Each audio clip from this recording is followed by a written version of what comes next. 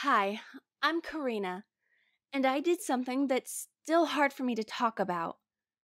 Have you ever tried to take the easy way out to get out of trouble? Well, in my case, I took it to the extreme and it blew up in my face. I used to babysit for the family down the street. They had a 4-month old, Emma, and a toddler, Jace. I always felt a little nervous about babysitting, but the first couple of times went pretty well. Emma was a good baby, and well, Jace was wild, but we got along okay. The parents had warned me that Jace was in a stage where he was hitting and throwing things at people, and that I should tell them if he ever got out of hand. One day, I left Emma on the changing table, just for a second, I swear, while I turned around to get baby powder. I heard the most awful thud, and when I turned around, Emma was on the floor. She'd rolled off the table. I've never been so scared in my entire life. Emma wasn't crying, just laying there. She moved her arm, so I could tell she was still conscious, but all I could think was that maybe I'd brain damaged her. Maybe she had an internal injury. I was terrified. She did start to cry then. I picked her up as carefully as I could and rocked her and whispered to her. I started to cry too, thinking she'd never stop. Finally, she quieted down and I looked her over. At first, I was relieved. No visible injuries. Then I turned her over and saw a large bruise on her tiny head. I panicked again. How would I explain this to her parents? They'd kill me. I thought about calling my mom. She'd know what to do. But what if she blamed me? What if I got in huge trouble? Could I get arrested for this? Jace toddled in. He started babbling at me. He didn't say a lot of actual words yet, just dada and stuff, and trying to hit me with a foam sword from his toy box. I was already so stressed about Emma, I couldn't handle Jace's wildness. But then, I got an idea.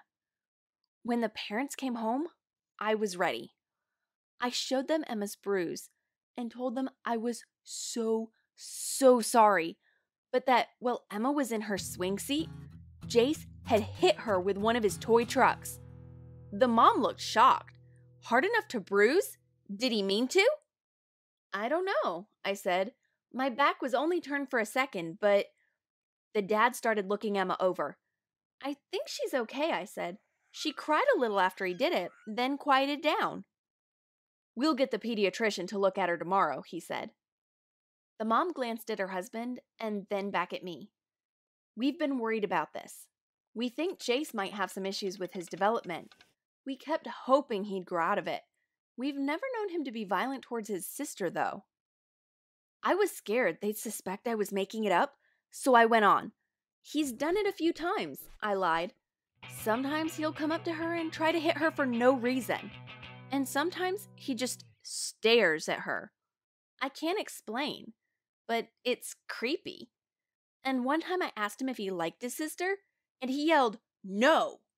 All of this was just pouring out of me. I didn't know how to stop. My only thought was that I had to make sure they 100% believed Jace was guilty, not me. Why didn't you say something before? The dad sounded horrified.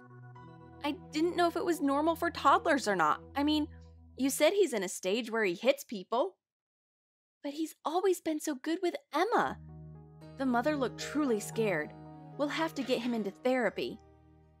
Thank you for telling us the truth, Karina, the dad said. I left the house shaking. I had lied to them. Now, Jace was going to have to go to therapy, and he hadn't even done anything. They would have taken him anyway, I tried to tell myself. They were already worried about him. But I couldn't escape the guilt.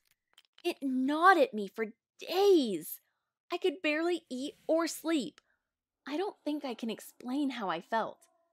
The next time they asked me to babysit, I pretended I was busy. The next time, too.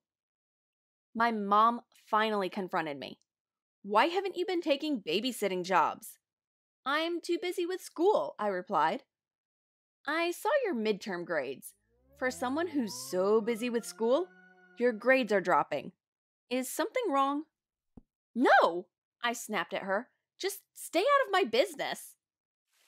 The next day in school, I threw up. I hadn't seen it coming. One minute, I was a little queasy. The next, I was running to the bathroom. I kept seeing that awful bruise on Emma's head. I finally took another babysitting gig to get my mom off my back. When the parents came home, I said Jace had tried to hit Emma again, but I'd stopped him. I can't explain why I lied again. It was like the more I added to the story, the more it seemed true in my mind.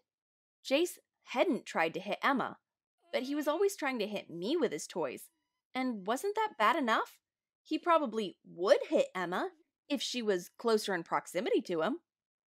When I babysat again a few weeks later, I made up a story where Jace had brought rocks in from the outside and tried to throw them at his sister. "So, Karina," the mother said, "we were thinking about putting Jace on medication for ADHD since it seems like the therapy is not making him any better." Without thinking, I immediately agreed and said that it sounded like it would be a good step. But instead of looking worried, like they had in the past, the parents looked suspicious. "Come into the kitchen, Karina," the mom said. "I want to talk to you." I followed her into the kitchen, my heart pounding. She gave a deep sigh. "My husband and I were shocked by what you told us about Jace, so we got a nanny cam. It's in that teddy bear on the mantle." My breathing got shallow as panic rose in me. "Karina," she said, "Jace never went outside and got rocks. You and Emma were here the whole time until she went to bed. Jace never tried to hurt her." I nearly burst into sobs as all the guilt and shame and fear of the past few weeks hit me at once. But some part of me was defensive too. The part that had started to believe my own stories. That Jace was dangerous, out of control. "He did go outside," I tried to tell her. "He was—" "Karina, I want you to tell me honestly." Her eyes were wet with tears, but her voice was firm. "Has Jace been trying to hurt Emma?" I wanted to tell another lie. It would feel good to tell another one. "Yes," I said. "I'm being honest." The father got his phone out and showed me the tape. He said that they kept an eye on Jace for the whole day, and they know for a fact that he didn't do anything. I froze. I couldn't reply. They kept asking me why I was lying, and I simply had no answer. I just enjoyed it. I don't remember exactly what happened after that. I ended up at home, and the next day I stayed in bed. My mom kept telling me that everything would be all right, that the neighbors knew Emma's fall had been an accident. But I could feel that my mom was treating me differently. And a few days later, she said she wanted me to see a counselor. "You think I'm crazy?" I burst out. "No, honey, I don't. But I just want you to talk to her." I did go. The counselor and I discussed pathological lying and how the blurring of reality and fantasy, the sense that it would feel good to lie, could signify pathological tendencies in me. It sounded so horrible. But I've continued to go to counseling, and I'm getting better at recognizing those tendencies. I wrote a letter of apology to the neighbors, but they still haven't responded.